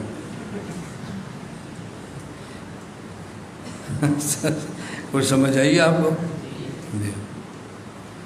پیدا کا معنی ظاہر ہونا بھی ہوتا ہے. پیدا کا معنی ہمیشہ خلقت نہیں ہوتی، پیدائش کا معنی ظہور بھی ہوتا ہے. اب دفعہ دخل مقدر ہو گیا نا. مقدر تو نہیں، ہم تو سوال کر کے جواب دیا، میں سوال نقل کیے بغیر جواب دیتا پھر دفعہ دخل مقدر ہوتا۔ فَإِنْ آمَنُوا، صحابہ عقائد میں بھی معیار ہیں اور اعمال میں بھی، اعمال پہ معیار توجہ رکھنا۔ دلیل ہم نے دی وَالَّذِينَ اتَّبَعُوهُم بِإِحْسَانٍ رضی اللہ عنہ، اس پر سوال۔ صحابہ کرام اعمال میں معیار حق تب ہو سکتے جب صحابی گناہ نہ کرتا، جب گناہ کرتے ہیں تو اعمال میں معیار حق کیسے ہو؟ اب دیکھو انہوں نے باتیں شروع کر دی، کھڑے ہو جاؤ آپ، یہ نیلے کپڑے والا یہ تو کیمرے کی سیدھ میں کھڑا ہے، کھڑے ہو جاؤ، تم کیوں باتیں کرتے ہو؟ نہیں کی، دائیں ہاتھ والے سے نہیں بات کی، نہیں بات کی، اس نے بات کی ہے، بات پھر وہی آگے۔ اب یہ دونوں سمجھتے ہیں کہ ہم کیمرے کے پیچھے بیٹھے، ہمیں تو نہیں دیکھ رہا ہوگا نا، بیٹھ جاؤ۔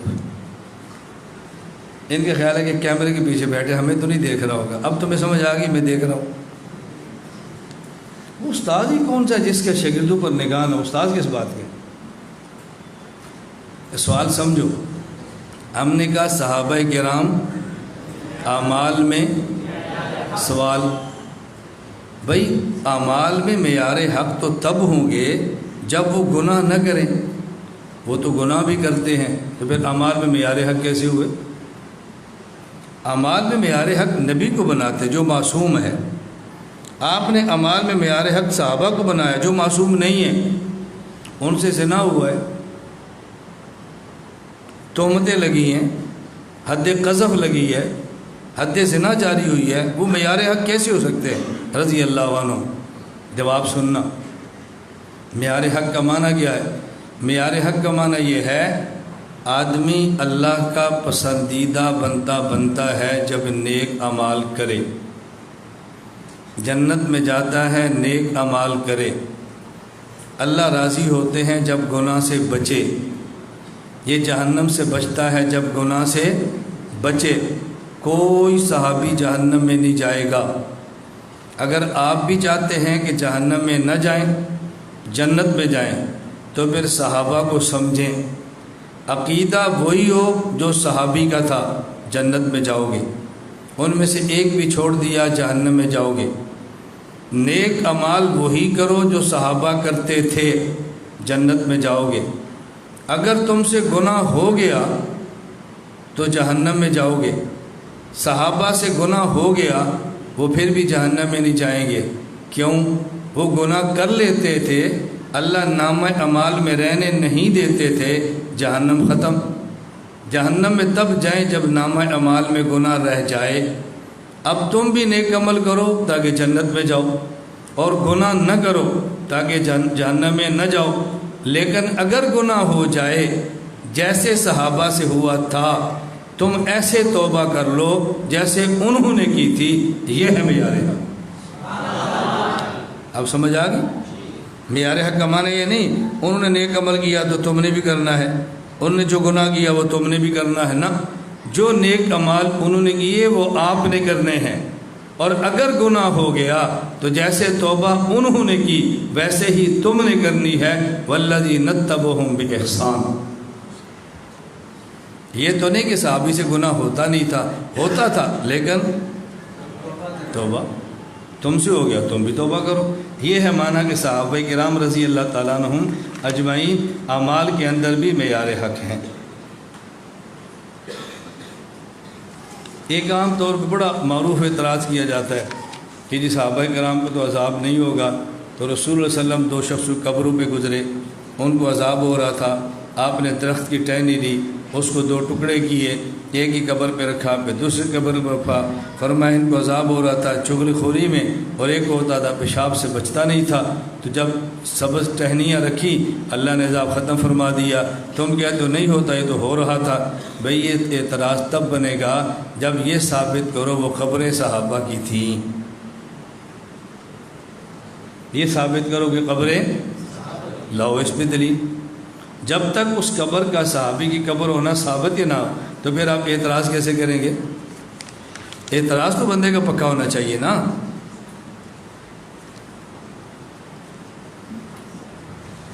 آگے ایک سوال ہے، یہ بہت اہم سوال ہے، وقت ہے یا بس کروں؟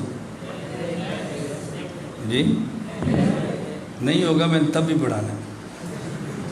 یہ روز روز کی بات کہی کہ تم کہہ دو تو چھوڑ دیں، تم کہہ دو تو پڑھا دیں، اب نہیں ہوگا تب بھی ہم نے پڑھا۔ میں نے تمہیں پوچھا نہیں بھائی یہ دائیں بائیں باتیں چھوڑو، تم کہتے ہو کرو، تو جب دائیں بائیں کی سننی ہے تو آپ نے دائیں بائیں کا وقت بھی دینا ہے نا۔ تم کہتے ہو کہ باتیں سبق کے باہر کی سنیں اور وقت سبق کے باہر کے نہ دیں۔ ہمارے یہاں یہ چسکا مفت نہیں ہوتا، اس چسکے میں تھوڑا وقت لگتا ہے۔ یہ بہت اہم سوال ہے، بہت اہم سوال ہے، میں بار بار کہہ رہا ہوں سمجھنا۔ حضرت عبداللہ بن عمر رضی اللہ تعالی عنہما فرماتے ہیں کہ رسول اکرم صلی اللہ علیہ وسلم حضرت سعد بن معاذ کی قبر میں اترے، فاحتبس، حضرت سعد پہ قبر تنگ ہو گئی۔ نبی کریم صلی اللہ علیہ وسلم تھوڑی دیر وہاں ٹھہرے رہے، اترے نا، تھوڑی دیر رکے رہے، احتبس، رکے رہے تھوڑی دیر۔ آپ باہر نکلے تو صحابہ نے پوچھا ما حبسک، حضور آپ کیوں رکے رہے، کیا وجہ تھی، کس چیز نے روک کے رکھا؟ فرمایا ضم سعد فی القبر ضمۃ، سعد پہ قبر تنگ ہو گئی تھی، فدعوت اللہ ان یکشف عنہ، میں نے اللہ سے دعا مانگی تو قبر کھل گئی۔ آپ کہتے ہیں صحابی محفوظ ہے تو پھر قبر کیوں تنگ ہوئی؟ یہ جو میں نے سوال اٹھایا نا، میں نے کہا بہت اہم ہے، اس لیے کہ میں نے اس کے جوابات کئی حضرات سے پوچھے ہیں، آپ بھی پوچھو، جواب پر دل مطمئن نہیں ہوتا، الجھن باقی رہ جاتی ہے۔ میں اگر فرمائیں گے تو جوابات نقل کرتا چلا جاؤں گا۔ مثلا ایک جواب سنن نسائی کے حاشیہ میں علامہ جلال الدین سیوطی سے ہے، اس جواب کا خلاصہ کیا ہے کہ قبر ہر کسی پہ تنگ ہوتی ہے، خواہ مسلمان ہو یا کافر۔ مسلمان پر کچھ دیر کے لیے ہوتی ہے پھر کھل جاتی ہے، اور کافر پر ہمیشہ تنگ رہتی ہے، لہذا قابل اشکال نہیں ہے۔ اب یہ مطلب جواب دل کو کیوں نہیں لگ رہا، اس کی وجہ کیا ہے؟ تو پھر صحابہ کو پریشان ہونے کی ضرورت کیا تھی، اللہ کے رسول کو پریشان ضرورت کیا تھی؟ یہ تو معمول تھا ہر کسی قبر کا تنگ ہونا، تو پھر ان کے ساتھ کوئی نیا مسئلہ کیسے ہوا؟ بات سمجھ آ گئی؟ اس کا آپ جواب دے سکتے ہیں۔ جواب کیا دے سکتے ہیں کہ جی تکلیف دنیا میں ہر کسی پر آنی ہے، اٹل ہے، لیکن اس کا معنی یہ تھوڑا کہ دعا ہی نہ کریں۔ تو ہر بندے قبر تنگ ہونے کا معنی یہ تھوڑا کہ آدمی دعا ہی نہ کرے، حضور نے دعا فرمائی ہے۔ اس پر پھر اشکال آ جانا ہے۔ تو اشکال کیا جانا ہے؟ آگے الفقہ الاکبر میں ہے کہ قبر صرف کافر پہ تنگ ہوتی ہے، نیک مسلمان پہ نہیں ہوتی، یا کافر پہ ہوتی ہے یا اس مسلمان پہ عاصی جو گناہ گار ہوتا ہے۔ پھر آ جانا ہے۔ اب آپ پھر کیا جواب دو گے؟ الجھن آ گئی نا، توجہ رکھنا۔ اچھا دوسرا اس کا جواب کیا ہے؟ یہ جواب محمد تیمی سے سنن نسائی کے حاشیہ پر ہے۔ وہ کہتے ہیں کہ آدمی ہر ایک مٹی سے بنتا ہے، مٹی ماں کی طرح ہے، اور جب بچہ ماں سے دور جائے اور عرصے بعد ماں کے واپس آئے تو ماں اس کو سینے سے لگا کے دباتی ہے۔ اچھا بھی اگر ماں سینے سے لگا کر دبا لے تو بندہ خوش ہوتا ہے، پریشان تو نہیں ہوتا؟ اس میں پریشانی کیا ضرورت ہے؟ بندہ کہتا ہے ماں جلدی چھڑ بینو، بندہ کہتا ہے امی آپ نے دبایا تھا، میرا دل کر رہا تھوڑی دیر اور آپ سینے سے لگا کے رکھتے۔ ماں ہے نا، تو وہاں کیا پریشانی ہے؟ تو پھر دعا کی کیا ضرورت ہے؟ ابھی قبر کھول لے، وہ تو ماں ہے۔ اچھا پھر حدیث عجیب بات ہے، اسی کے آگے لکھا ہوا ہے اسی جبہ میں، فمن کان للہ مطیعا ضمتہ برافت ورفق، جو نیک و قبر اس کو بھی دفاتی ہے پیار کی وجہ سے، ومن کان عاصیا ضمتہ بعنف، اور جو آدمی گناہ گار ہو اس کو دباتی ہے ناراضگی کی وجہ سے، سخط منہا علیہ لربہا، چونکہ اللہ اس پہ ناراض تھا نا اس لیے دباتی ہے۔ تو حضرت سعد پر اللہ ناراض تھا یا خوش تھا؟ تو پھر ان کو کیوں دبایا؟ تو جواب کہ ایک حصہ اور ہے اور دوسرا حصہ اور ہے۔ سمجھ آ رہی بات؟ پھر الجھن پیدا ہو جائے گی نا۔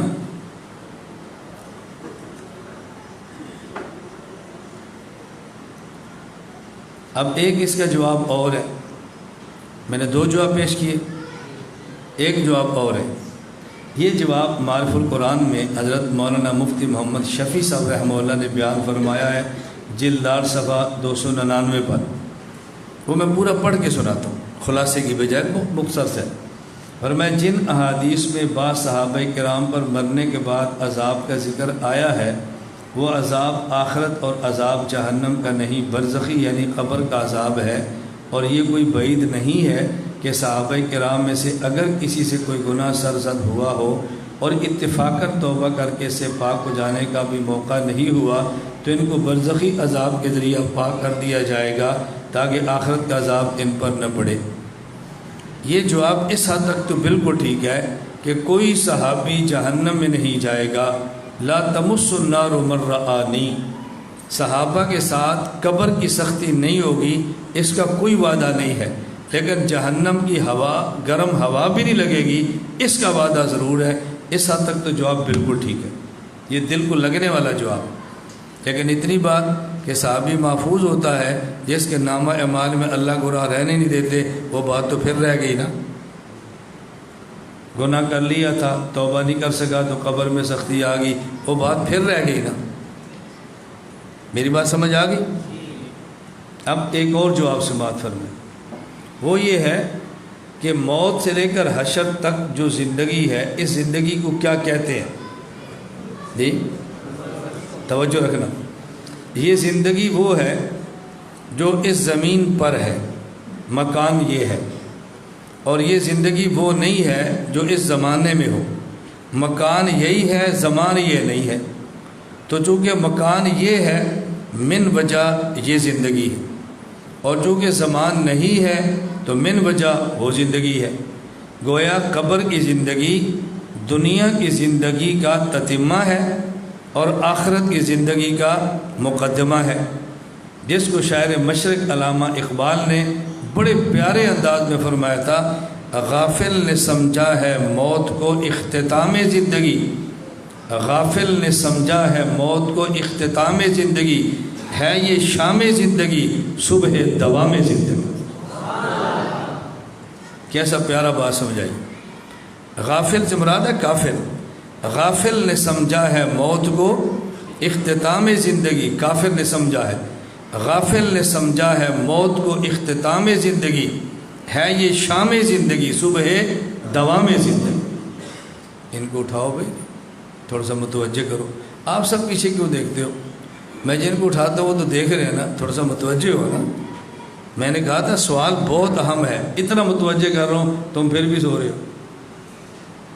تم نے کہا ہاں میں لہذا تھوڑا سا سو رہے، سکون حاصل کر لیں، پھر بعد میں دیکھیں گے کیا ہوتا ہے۔ تو قبر کی جو زندگی ہے یہ دنیا کی زندگی کا تتمہ، آخرت کی زندگی کا مقدمہ۔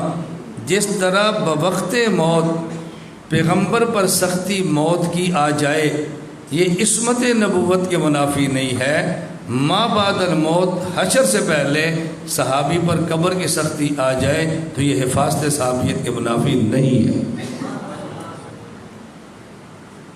کچھ بات سمجھ آ گئی؟ یہ حفاظت کے منافی نہیں ہے۔ باقی اس پر نبوت کا پریشان ہونا بالکل حق بنتا ہے، بالکل حق بنتا ہے۔ میں سمجھانے کے لیے ایک بات کہتا ہوں کہ اگر قبر محبت کی وجہ سے حضرت سعد کو دبا لے اور حضور پھر بھی پریشان ہیں، کیوں؟ اس لیے کہ اگر کوئی بچہ محبت کی وجہ سے ایسی بریانی کھا لے جس میں مرچیں زیادہ ہوں اور اس کو مزہ آ بھی رہا ہو، ماں تو پریشان ہوتی ہے نا، ماں تو پریشان ہوتی ہے نا۔ وہ تو جلدی جلدی آئس کریم تھوڑی سی منہ میں ڈالتی ہے، میرے بیٹے کو مرچیں زیادہ نہ لگ جائے۔ تو قبر محبت کی وجہ سے دبا بھی لے، نبی نے پریشان تو ہونا ہے نا۔ پیغمبر کا صحابہ سے پیار جو ایسا ہے، اس لیے میں نے کہا نبی معصوم ہے اور صحابی محفوظ ہے، ان سے گناہ نہیں ہوتا، گناہ ہو بھی جائے تو اللہ تعالیٰ اپنے کرم سے اس گناہ کو صاف فرما دیتے ہیں۔ اس کے باوجود حضرت سعد کو قبر نے دبایا، یہ قبر کی مٹی کا ساتھ سے پیار ہے، اس پیار پر دبایا۔ حضور پھر کیوں پریشان ہوئے؟ حضور کیوں پریشان ہوئے؟ میں دنیا کی مثال بھی دے کر کہتا ہوں، بیٹا کراچی پڑھنے کے لیے آیا، سال بعد جائے نا اور ماں سینے سے لا کر اچھی طرح دبائے، ابا کہتا ہے وہ اس کو مارنا ہے اب چھڑ بھی دے، اور باپ کیا کہتے ہیں اپنی بیوی کو، وہ اس کو مار دے گی، اب دبا دبا کے کراچی سے آیا، چھوڑ بھی دے، بچ کر اب۔ اس کا کیا معنی؟ ماں بھی ٹھیک ہے باپ بھی ٹھیک ہے۔ تو اگر حضرت سعد کو خبر پیار سے دبا بھی لے تو حضور فرمائے بس کر، اب بہت ہو گئی ہے، بڑا پیار ہو گیا ہے، سعد کو تکلیف ہوگی، کھل جا، کھل گئی ہے، کیا اشکال ہے اس میں؟ میں نے آپ سے ایک جملہ کہا تھا اگر آپ کو یاد ہو، عموماً اعتراضات یہ ان کو پیدا ہوتے ہیں جن کے مزاج میں خشکی اور بے ادبی ہوتی ہے، اور جوابات انہی کو سوچتے ہیں جن کے ذکر سے مزاج تر اور ادب والے ہوتے ہیں۔ بس پھر آدمی کتابوں سے بے نیاز ہو کر ان باتوں کو سمجھتا ہے۔ اللہ آپ سب کو یہ معاملہ فہم عطا فرما دے۔ ایک سوال اور سمجھ لو، توجہ رکھو، صحابہ کرام کے بارے میں کر دوں بیان؟ تم اچھا ہے ماشاءاللہ، تم بات سمجھ گئے ہو۔ تم کہتے رہے نہیں میں نے پھر بھی کرنا تھا اس لیے آپ نے کہا بہتر ہے اپنی عزت رکھ لے، کر دو جی۔ نہیں یہ تو میں پیار سے کہتا ہوں، میں سمجھتا ہوں علمی گفتگو چل رہی ہو تو کسی کا بھی دل نہیں کرتا ختم ہو، کسی کا بھی دل نہیں کرتا۔ بات توجہ سمجھنا، صحابہ کرام رضی اللہ عنہم اجمعین کے بارے میں ہمارا عقیدہ ہے صحابہ تنقید سے بالا تر ہیں۔ توجہ رکھنا، صحابہ تنقید سے بالا تر ہیں۔ بعض لوگ کہتے ہیں صرف نبی ہے جس پر تنقید نہیں ہو سکتی، حالانکہ وہ نبی پر بھی کرتے ہیں۔ نہیں سمجھے تو جو کہتے ہیں صرف نبی تنقید سے بالا تر ہے، وہ نبی پر بھی کرتے ہیں، نہ یقین آئے۔ ابو العلا مودودی اپنی کتاب جماعت کے منشور میں لکھتے ہیں کہ نبی کے علاوہ کوئی شخص تنقید سے بالا تر نہیں ہے۔ اگر یہ تمہاری بات ٹھیک ہے تو پھر یہ کیوں کہتے ہو اللہ کبھی نبی سے کسی وقت حفاظت کا چادر اتار کے گناہ کروا لیتے ہیں تاکہ پتہ چلے کہ بشر ہے؟ کبھی اعتراض تم نے ابراہیم پہ کیا ہے، کبھی حضرت یونس پہ کیا ہے۔ تم تو ان کو بھی ان سے بھی باز نہیں آتے، تم تو نبی کو معصوم ہی نہیں مانتے۔ معصوم نہ ماننے کا معنی ہے کہ تنقید سے بالا تر تم نہیں سمجھتے۔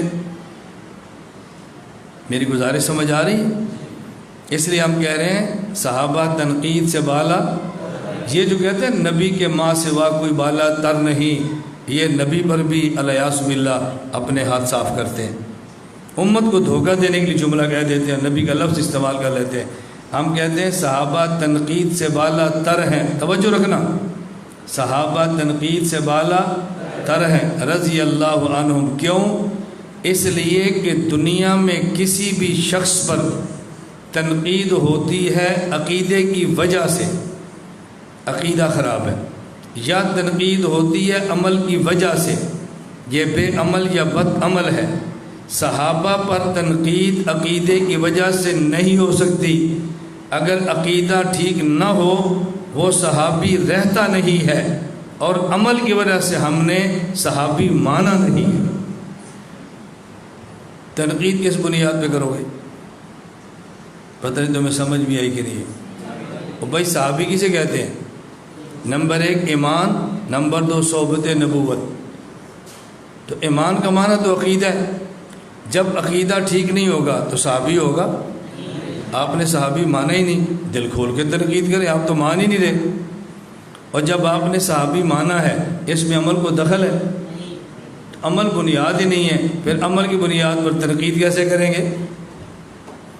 صحابہ تنقید سے بالا تر ہیں، تنقید ہوتی ہے عقیدے کی وجہ سے، عقیدہ ٹھیک نہ ہو صحابی ہوتا نہیں ہے، اور اگر تنقید کرو عمل کی وجہ سے، ہم نے عمل کی بنیاد پہ صحابی مانا نہیں۔ تنقید کس بات کی ہے؟ یہ ہے معنی صحابہ کرام تنقید سے بالا تر ہے۔ وہ جی فلاں نے گناہ نہیں کیا تھا، حضرت میر معاویہ نے یہ نہیں کیا تھا، تاریخی حقائق ہیں، لکھا ہوا ہے، حقائق چھپائے نہیں جاتے، حقائق بتائے جاتے ہیں، حقائق چھپائے نہیں جاتے، حقائق حقائق ہوتے ہیں، حقائق منظر عام پر آتے ہیں۔ حضرت میر معاویہ نے کیا نہیں تھا، حقائق چھپائے نہیں جاتے۔ اس کو فوراً کہو تیری ماں کو تیرا باپ نکاح کر کے لایا، پھر گاڑی میں بٹھایا، پھر کمرے میں لے گیا، پھر کنڈی بند کی، پھر تیری ماں کے کپڑے اتارے، پھر تیری ماں سے اب ہم شروع ہو جائیں آگے تو یہاں مولوی صاحب کیا کہتے ہو؟ یہ حقائق ہیں، حقائق چھپائے نہیں جاتے، حقائق بتائے جاتے ہیں۔ میں حقیقت بتاؤں گا تو کیسے پیدا ہوا، تیرے باپ نے تیری ماں کے ساتھ کیا کیا، میں کھولوں گا آج۔ وہ کہے گا مولوی صاحب کیا کرتے ہو؟ تو پھر حضرت میر معاویہ کے حقائق چھپائے نہیں جاتے، تیرے باپ کے چھپائے جاتے ہیں۔ اس کا کیا معنی کہ حقائق چھپائے نہیں جاتے، حقائق بتائے جاتے ہیں؟ صحابی کے بارے میں بکنا ہو تو اصول ہے حقائق بتائے جاتے ہیں، اور تیری ماں اور باپ کا مسئلہ ہے تو اصول بدل گیا، نہیں جی یہاں حقائق چھپائے جاتے ہیں۔ جیسا بندہ ہو نا ویسا جواب دیتے ہیں۔ یہ آپ مولوی ہو، تمہیں کراہت ان جوابوں سے کیوں آتی ہے؟ آپ تفسیر پڑھتے ہو ان اللہ لا یستحی ان یضرب مثلا ما بعوضۃ، سوال اللہ نے قرآن میں مچھر کا ذکر کیوں کیا ہے؟ لن یخلقوا ذبابا، ہو جی مکھی کا ذکر کیوں کیا ہے؟ کمثل عنکبوت، ہو جی مکڑی کا ذکر کیوں کیا ہے؟ سوال۔ پھر جواب کیا ہوتا ہے؟ جو مثال دی جاتی ہے یہ نہیں دیکھتے کہ ممثل کی شان کے مطابق ہے یا نہیں، یہ دیکھتے ہیں ممثل لہو کی حیثیت کے مطابق ہے کہ نہیں۔ تو جب جواب دیا جاتا ہے یہ نہیں دیکھا جاتا یہ جواب دینے والے کی شان کے لائق ہے کہ نہیں، یہ دیکھا جاتا ہے جس کو جواب دیا جا رہا ہے اس کی حیثیت کے مطابق ہے کہ نہیں۔ آپ سمجھ آئی؟ آپ ہمیں دیکھ رہے ہو تو حضرت یہ آپ کے لیے مناسب نہیں تھا، آپ جیسے بندے کو زیب نہیں دیتا، اور بھئی ہمیں زیب نہیں دیتا اس کو زیب دے رہا ہے کہ نہیں؟ وہ نہیں سمجھ آ گئی تمہیں؟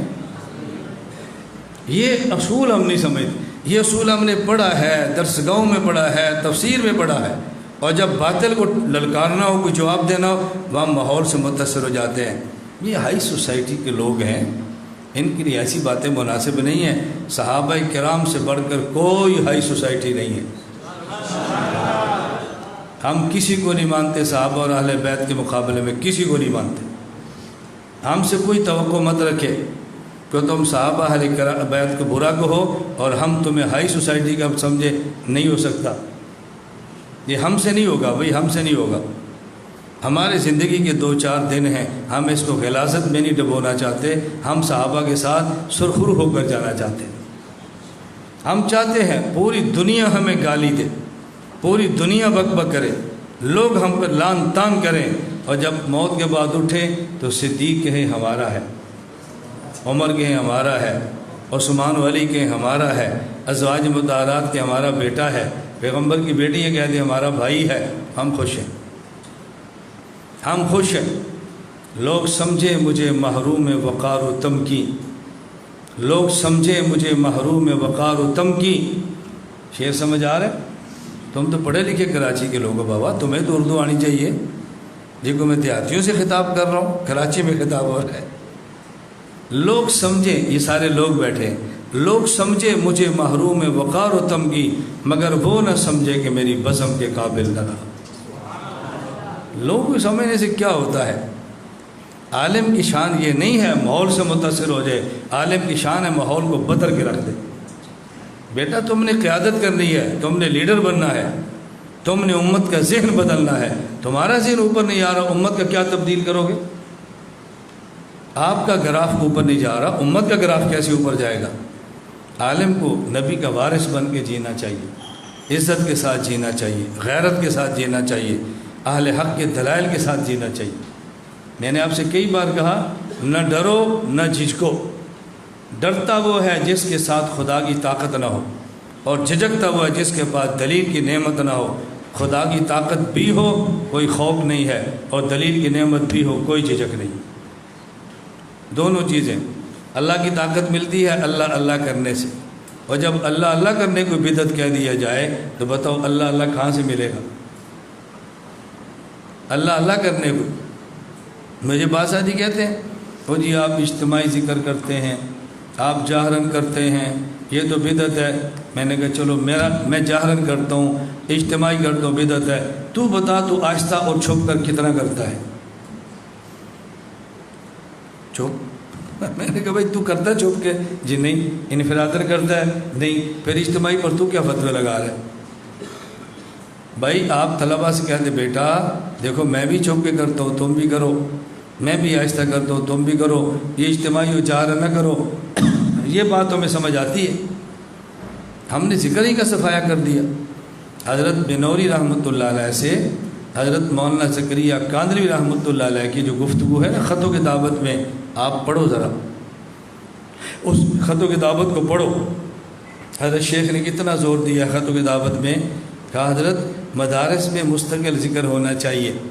حضرت بنوری نے فرمایا حضرت ہمارے ہاں تو بنوٹن میں ذکر ہوتا ہے، طلبہ قرآن پڑھتے ہیں ذکر ہے، تلاوت کرتے ہیں ذکر ہے، کتابیں پڑھتے ہیں ذکر ہے۔ حضرت شیخ نے پوچھا دیکھو اصطلاح شریعت میں جس کو ذکر کہتے ہیں وہ یہی ہے، وہ یہی ہے۔ ہمارے عرف میں جب کہتے ہیں کہ یہ ذاکر ہے اس کا معنی یہی ہے، تو پھر آپ کیسے کہتے ہیں کہ ذکر ہوتا ہے؟ فرمایا بھائی تدریس ایک مستقل شعبہ ہے، قرآن کریم کو پڑھانا مستقل شعبہ ہے، اللہ اللہ کرنا مستقل شعبہ ہے۔ حضرت یا شیخ ایک مرتبہ وہاں ہندوستان رونے لگے، بلک بلک کے رو رہے تھے، بلک بلک جیسے بندہ بچہ روتا ہے۔ حضرت مولانا مسیح اللہ رحمۃ اللہ علیہ نے کہا حضرت کیا ہوا آپ کو، کوئی تکلیف ہے، کوئی فوتگی ہو گئی ہے؟ فرمایا نہیں، مسیح اللہ میں روتا ہوں یہ علماء اہل اللہ کے پاس کیوں نہیں جاتے، یہ مولوی اللہ والوں کے پاس کیوں نہیں جاتے، میں اس پہ روتا ہوں یہ کیوں نہیں جاتے اللہ والوں کے پاس، ان کو کیا ہو گیا ہے؟ مولانا مسیح اللہ نے تسلی دی کہ حضرت ہمارے پاس علماء آتے ہیں، یہاں تو بہت آتے ہیں۔ فرمایا چلو پھر ٹھیک، مجھے کچھ حوصلہ ہوا، کچھ تو آتے ہیں۔ یہ ہمارے اکابر کا درد تھا کہ علماء کو اہل اللہ کے پاس جانا چاہیے، خانقاہوں میں جانا چاہیے، اللہ اللہ کرنا چاہیے، ذکر سیکھنا چاہیے۔ یہ جب اللہ اللہ کے ساتھ آپ یہ عقائد اور اعمال پڑھو گے نا، پھر طبیعت میں اعتدال آئے گا، دین کے کام کا مزہ آئے گا، اطمینان قلبی حاصل ہوگا، پھر آپ کو لطف آئے گا کام کرنے کا، اللہ سے تعلق جڑ جاتا ہے نا۔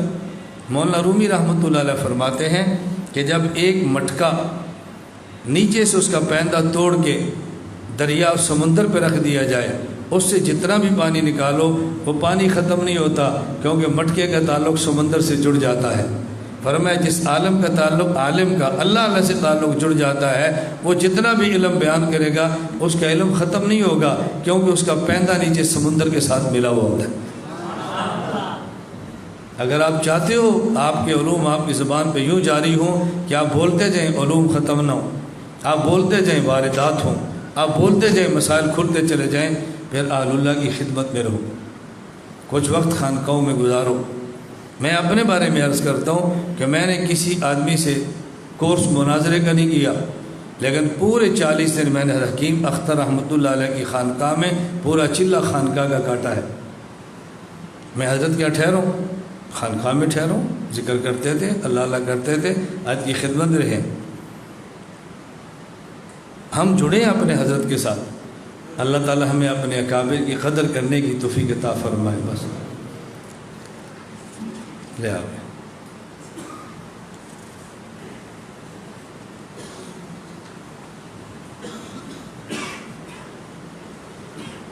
حکم اور دلیل میں کیا فرق ہے، یا حکم اور دلیل میں کیا فرق ہے؟ چٹ کس نے لکھی ابھی، حکم یا حکم؟ اب میں کیا جواب دوں؟ حکم دیکھیں دلیل بنیاد ہوتی ہے، حکم اس کا نتیجہ ہوتا ہے۔ سمجھ آ گئی؟ دلیل بولو، ہمارے جواب لکھو، ہمارے جواب، یہ ہمارے بعد جواب وہ ہیں جو جاہل بھی سمجھیں گے، اور جو تم نے جواب دینا وہ تم خود بھی نہیں سمجھو گے۔ آپ نے کہ دلیل کی تعریف کیا کرنی ہے؟ المرکب من القضیتین لتعدی الی مجہول نظریہ، اس کو آپ خود بھی نہیں سمجھے، عوام کو کیا سمجھاؤ گے؟ یہ میں تعریف اس لیے کر رہا ہوں کہ آپ کے علم میں ہو کہ مجھے اصطلاحی تعریفیں بھی آتی ہیں، تو ہم یہ نہ سمجھیں اس کو نہیں آتی اس لیے اردو میں بہت بول رہا ہوتا ہے۔ بعضوں کو کراچی میں بہت بڑا ناز ہے، ابھی ہم عربی میں تعریفیں کرتے ہیں، یہ اردو میں کرتا ہے۔ بھائی میں اردو میں کرتا ہوں سمجھانے کے لیے، دلیل کے میں عربی تعریف آتی ہے، حکم کی عربی تعریف بھی آتی ہے، لیکن آپ کو میں نے وہ جواب دیا ہے آپ کو سمجھ آئے، عوام سمجھے گی۔ دلیل، بنیاد، حکم، نتیجہ، بس سمجھ آ گئی۔ استاد جی پشاور میں جو مناظر ہے وہ آپ کے شاگرد ہیں؟ بھئی بہت سارے لوگ ہیں جو میرے شاگرد نہیں ہیں لیکن مجھ سے بڑے مناظر، جو جتنے میرے شاگرد ہیں وہ ذہن میں رکھنا وہ مجھ سے چھوٹے مناظر ہوں گے۔ آپ کو جو بھی مجھ سے بڑا نظر آئے نا آپ سمجھ لینا یہ اس کا شاگرد نہیں ہے۔ کتنی آسان سی میں نے بات کر دی۔ جو آپ کو مجھ سے چھوٹا نظر آئے نا آپ یقین کرنا کہ یہ ان کا شاگرد ہے، اور جو آپ کو مجھ سے بڑا نظر آئے بے شک عمر میں مجھ سے چھوٹا ہو لیکن آپ کو بڑا نظر آئے آپ سمجھنا یہ اس کا شاگرد نہیں ہے۔ ہمارے شاگرد ایسے ہیں جیسے میں ہوں، بس میں نے آپ سے کہا نا ایک سبق یاد کر لو کہ ہم بولو ہم چھوٹے، بس جو چھوٹا چھوٹا نظر آئے آپ سمجھنا اس کے شاگرد ہوگے، جو بڑا بڑا نظر آئے آپ سمجھنا اس کے شاگرد نہیں ہوگا۔ چلیں کھانا کھائیں۔